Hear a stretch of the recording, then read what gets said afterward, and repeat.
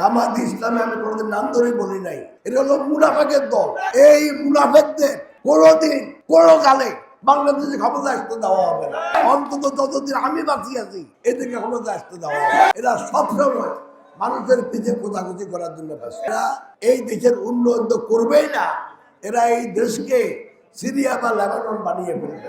আর একটি দল শুধু মারামারি হানাহানিতে ব্যস্ত।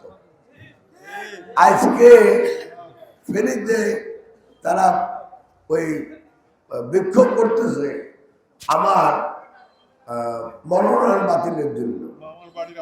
হ্যাঁ, যে আমি নাকি ঋণ খেলাপি।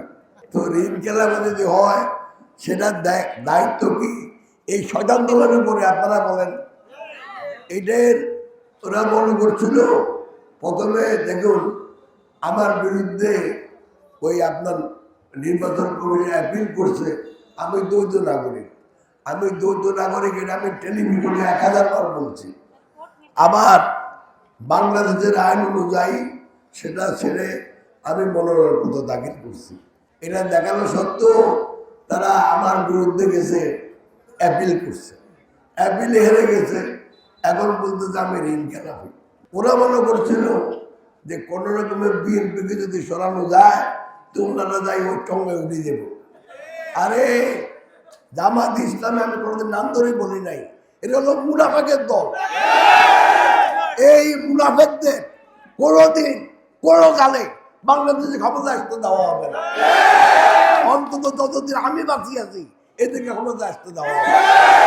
কারণ এরা সবসময় মানুষের পিছিয়ে খোঁজাখুঁজি করার জন্য ব্যস্ত।